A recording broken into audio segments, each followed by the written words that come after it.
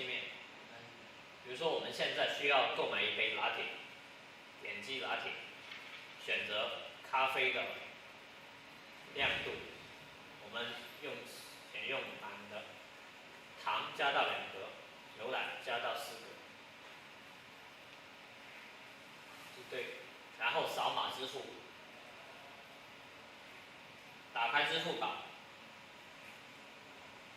扫支付宝二维码，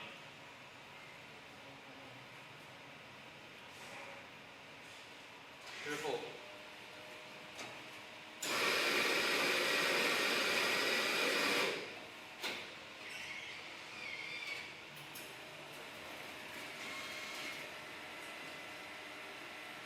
界面会显示咖啡正在制作中。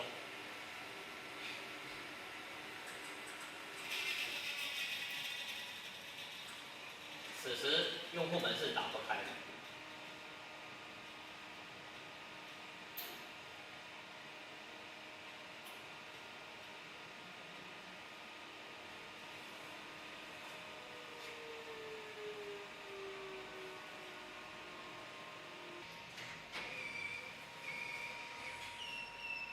界面会提示哪种您的拿铁完成了产品制作，用户门会自动打开。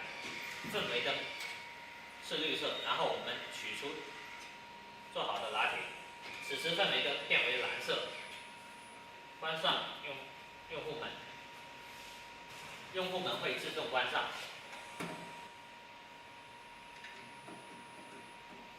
整个产品的制作大概在1分钟左右。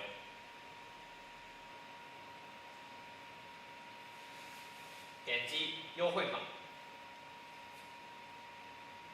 然后输入短信所下发的优惠码。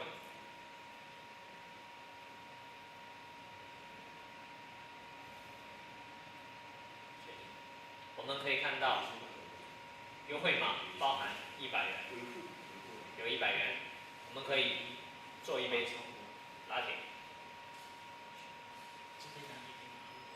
选自己喜欢的口感。可以看到已经扣除100元优惠。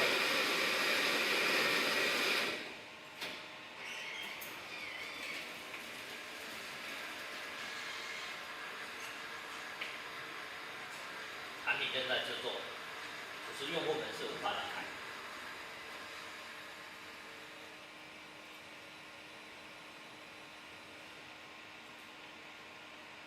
整个制作过程大概在1分钟左右。